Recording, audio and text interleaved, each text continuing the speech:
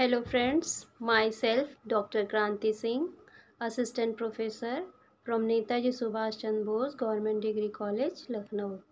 आज मैं यहाँ आप लोगों को ह्यूमन रिसोर्स मैनेजमेंट के एक सब टॉपिक जिसको हम लोग जॉब एनालिसिस कहते हैं उसके बारे में कुछ बताने आई हूँ।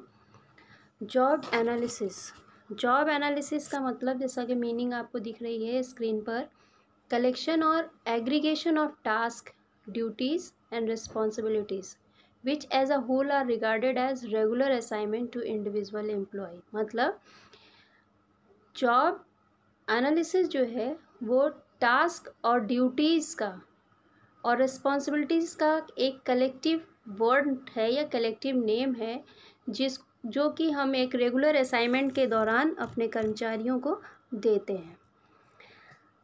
जैसा कि आप देख रहे हैं स्क्रीन पे, Job analysis is a formal and detailed examination of job. It is systematic investigation of tasks, duties and responsibilities necessary to do a job। मतलब किसी काम को करने के लिए कौन से टास्क होते हैं, ड्यूटीज़ होती हैं या रिस्पॉन्सिबिलिटीज़ होती हैं, उनका जो है सिस्टमेटिक तरीके से एक फॉर्मल तरीके से एग्जामिनेशन या एक रिटन डॉक्यूमेंट तैयार करना ही जॉब एनालिसिस कहलाता है। अब यहाँ पर हमने 3 वर्ड्स का नाम लिया है, टास्क, ड्यूटीज़ एंड रिस्पॉन्सिबिलिटीज़। तो ये जानना जरूरी है, what is task and what is duties. Task is a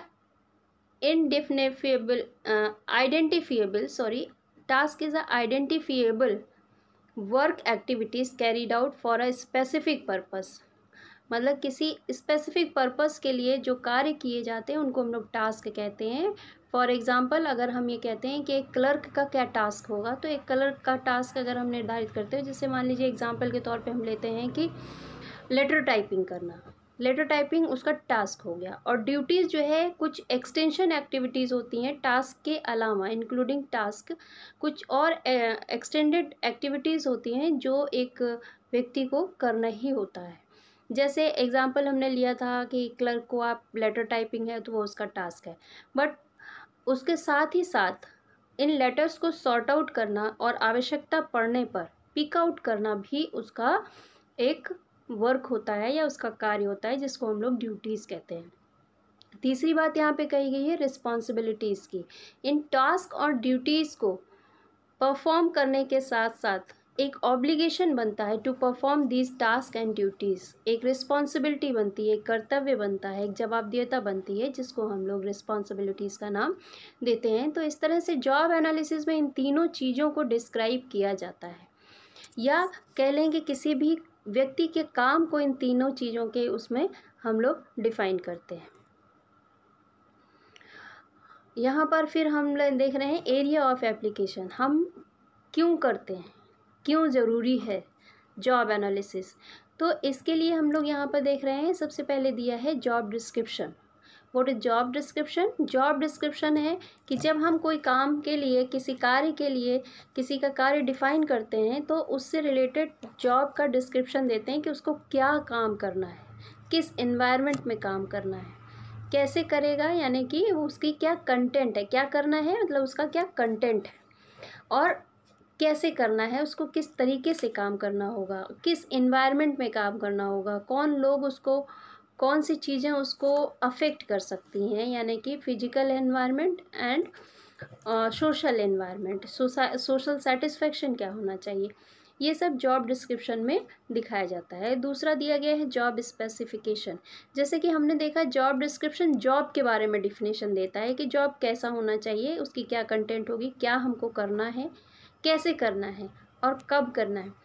job specification कहता है कि इस जॉब को परफॉर्म करने के लिए, इस काम को परफॉर्म करने के लिए क्या क्वालिफिकेशन होनी चाहिए, कौन सा स्पेसिफिक पर्सन होगा, किस पर स्पेसिफिक क्वालिफिकेशन का, चाहे वो पर्सनल क्वालिफिकेशन हो, मेंटल क्वालिफिकेशन हो, फिजिकल क्वालिफिकेशन हो या एजुकेशनल क्वालिफिकेशन हो, किस क्वालिफिकेशन का व्यक्ति इस जॉब को परफॉर्म करेगा, that is known as job specification.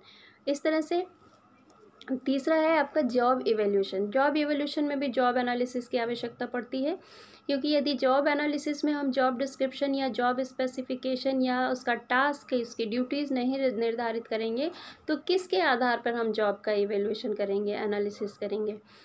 Fourth आपका दिया है असेसमेंट ऑफ परफॉर्मेंस। किसी के परफॉर्मेंस को अप्रेज करने के लिए या उसका असेसमेंट करने के लिए भी हमें जॉब एनालिसिस की ज़रूरत पड़ती है। असेसमेंट क्यों किया जाता है? पे स्ट्रक्चर डेवलप करने के लिए असेसमेंट किया जाता है। तो इस तरह से अगर हम देखते हैं तो पे स्ट्रक्चर डेवलपमेंट में सहायक होता है जॉब एनालिसिस। नेक्स्ट आपका दिया है रिक्रूटिंग। रिक्रूटमेंट में हम ये दिखाते हैं कि हम किस पद का रिक्रूटमेंट कर रहे हैं, भर्ती कर रहे हैं। उसमें हमें एक निर्धारित पद दिखाना होता है और उस पद की जो क्वालिफ़िकेशंस होती हैं उनको भी हमें दिखाना होता है। तो अगर हमारे पास जॉब एनालिसिस नहीं होगा तो हम रिक्रूटमेंट नहीं कर सकते हैं।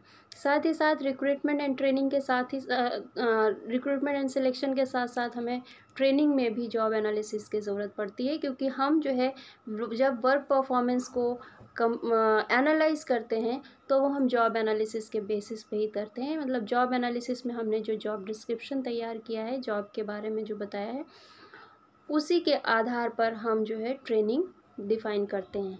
कंपनसेशन मतलब जैसे हमने आपको बताया कि पे स्ट्रक्चर डेवलप करने के लिए जॉब एनालिसिस की ज़रूरत पड़ती है, वैसे ही कंपनसेशन है, मतलब किसी के काम के बदले में उसको जो पेमेंट किया जाता है उसको हम लोग कंपनसेशन कहते हैं। और कंपनसेशन पे करने के लिए जॉब एनालिसिस की आवश्यकता पड़ती है। नेक्स्ट पॉइंट डेवलपमेंट दिया है। यदि किसी व्यक्ति को हमें आगे बढ़ाना है तो उसको डेवलपमेंटल ट्रेनिंग दी जाती है, उसके लिए हमें जॉब एनालिसिस की ज़रूरत पड़ती है। Planning and forecasting. Planning and forecasting किसके संबंध में? ह्यूमन रिसोर्स के संबंध में। ह्यूमन रिसोर्स के संबंध में प्लानिंग एंड फोरकास्टिंग करने के लिए जॉब एनालिसिस की आवश्यकता पड़ती है, क्योंकि जॉब में ही हमें ये पता होता है कि किस टास्क को हमें परफॉर्म कराना है, किस क्वालिफिकेशन के व्यक्ति को हमको अपने यहाँ पे काम कराना है और कितने लोगों की भर्ती हमें करनी है, कितने लोगों को हमें सिलेक्शन करना है। इस संबंध में जो भी हम लोग प्लानिंग करते हैं उसके लिए हमें जॉब एनालिसिस की ज़रूरत पड़ती है। तो इस तरह से हम लोग देखते हैं कि जॉब एनालिसिस जॉब डिस्क्रिप्शन में, जॉब स्पेसिफिकेशन में, जॉब इवेल्युएशन में, असेसमेंट में, recruitment, selection, training, compensation, development and planning for future job analysis की आवश्यकता पड़ती है। अगला जो यहाँ पे हमारा टॉपिक इसमें है वो है various steps in the process of job analysis. मतलब जॉब एनालिसिस को करते समय किन स्टेप्स से हमको गुजरना पड़ता है, किस तरीके से हम जॉब एनालिसिस कर सकते हैं। इसके संबंध में पहला स्टेप जो दिया गया है वो दिया गया है कलेक्शन ऑफ बैकग्राउंड इन्फॉर्मेशन। मतलब जिस जॉब का हम जॉब एनालिसिस तैयार करने जा रहे हैं उसका बैकग्राउंड इन्फॉर्मेशन क्या है, ये हम तैयार करते हैं सबसे पहले। दूसरा है selection of representative position to be analysed. कुछ रिप्रेजेंटेटिव्स को तैयार करते हैं जिनकी परफॉर्मेंस को हम लोग एनालाइज करते हैं, जिसके आधार पे हमको वर्क एनालिसिस करना है या जॉब एनालाइज करना है। थर्ड है आपका collection of job analysis data. जब हम ये दोनों चीज़ें तैयार कर लेते हैं, फर्स्ट स्टेप और सेकंड स्टेप कंप्लीट कर लेते हैं, तो हम लोग जो है डेटा तैयार करते हैं कि हमें किस किस स्पेसिफिकेशंस की आवश्यकता है। नेक्स्ट है आपका जॉब डिस्क्रिप्शन। मतलब उसी के जब हमने डेटा तैयार किया तो उसके आधार पर हम लोग job description and fifth step में उसका जॉब स्पेसिफिकेशन रेडी करते हैं। तो जॉब एनालिसिस में इस तरह से हम लोग 5 स्टेप्स के द्वारा तैयार करते हैं, किसी भी जॉब का एनालिसिस करते हैं। नेक्स्ट है यहाँ पे कि किस मेथड से जॉब एनालिसिस किया जाता है, कैसे कैसे हम जॉब एनालिसिस कर सकते हैं, क्या तरीके हैं, क्या टेक्निक्स हैं। इसमें आपका पहली टेक्निक दी हुई है जॉब परफॉर्मेंस। जॉब परफॉर्मेंस का अर्थ यहाँ पर यह है कि जो एनालिस्ट होता है, यानी कि जो जॉब एनालिसिस तैयार करने जा रहा है, वो स्वयं किसी काम को परफॉर्म करता है और उसको जब वो काम करता है तो उसी दौरान वो ये देखता है कि उसको किन किन परेशानियों का, किन किन हज़ार्ड्स का, किन किन एनवायरनमेंट्स का उसको सामना करना पड़ा, क्या कमियां उसको लगी, वो खुद महसूस करता है और उसके आधार पर वो देखता है कि किसी पर्टिकुलर वर्क को करने के लिए ये स्पेसिफिकेशंस होने चाहिए। नेक्स्ट दिया है पर्सनल ऑब्जर्वेशन। पर्सनल ऑब्जर्वेशन में ये है कि हम स्वयं वहाँ जा कर के मतलब स्वयं उस जॉब को ना करते हुए जब लोग उस जॉब को करते हैं तो हम उनको पर्सनली ऑब्जर्व करते हैं। तो एनालिस्ट जो होता है उसको पर्सनली ऑब्जर्व करता है।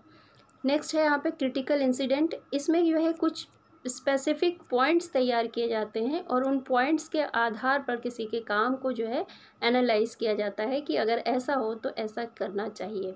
इंटरव्यू मेथड में हम जो है जो ऑफिसर्स हैं उनका इंटरव्यू लेते हैं और उनसे पूछते हैं कि इस जॉब पे जो आपकी स्पेसिफिकेशन है या जो आपकी क्वालिफ़िकेशन है उसके आधार पर आपको कोई समस्या तो नहीं आई है। अगर उन्हें लगता है कि नहीं हमें इस ट्रेनिंग की ज़रूरत है या हमें इस स्पेसिफिकेशन की ज़रूरत है, तो हम आगे जब भी जो है जॉब एनालिसिस तैयार करते हैं, मान लीजिए कि प्रेजेंट टाइम में कहीं पे कंप्यूटर का यूज़ नहीं हो रहा हो, तो प्रॉब्लम्स आ रही हैं, मतलब जो व्यक्ति है उसको कंप्यूटर नहीं आता, तो वो कंप्यूटर उसे लग रहा है कि अगर मुझे कंप्यूटर आता तो मैं इस काम को अच्छे से कर सकता है। तो जॉब एनालिस्ट का ये जिम्मेदारी बनती है कि वो उसको जो है आगे की जॉब एनालिसिस जब तैयार करे, जॉब स्पेसिफिकेशन जब तैयार करे, तो इस बात का ध्यान रखे कि जब रिक्रूटमेंट हो तो उसमें स्पेशल ऐसे कैंडिडेट्स, स्पेशली ऐसे कैंडिडेट्स आएँ जिनको कंप्यूटर आता हो।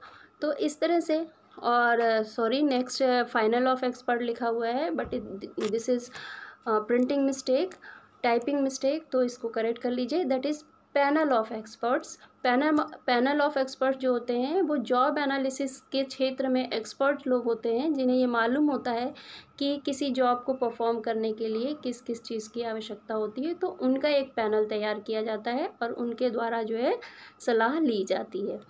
अगला दिया है डायरी मेथड। डायरी मेथड ऐसा है कि इसमें उन लोगों को जो है एक डायरी दी जाती है जो पर्टिकुलरली उस जॉब पे परफॉर्मेंस कर रहे हैं, या वो ऑफिसर्स जो उस जॉब को परफॉर्म कर रहे हैं, और उनसे कहा जाता है कि इस डायरी में आप इस जॉब के प्रॉस एंड कॉन्स, मतलब जो इसकी कमियां हैं या जो इसकी अच्छी बात है, उनको आप नोट करके रखें ताकि उसको आगे हम लोग जॉब एनालिसिस में तैयार करें। क्वेश्चनेयर मेथड है। क्वेश्चनेयर मेथड में इसी तरह से एक क्वेश्चनेयर तैयार किया जाता है और वो फिर लोगों से भरवाया जाता है।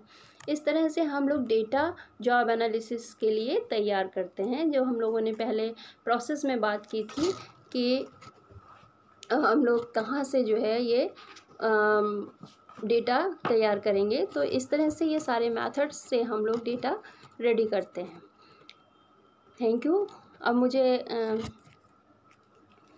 आशा करती हूँ कि आपको ये वीडियो पसंद आया होगा, और यदि कोई भी समस्या हो, कोई भी प्रॉब्लम हो, तो आप कमेंट बॉक्स में ज़रूर कमेंट करें। मेरे से जहाँ तक हो सकेगा मैं प्रॉब्लम्स को सॉल्व करूँगी, और अगर पसंद आया हो तो लाइक और सब्सक्राइब ज़रूर करें।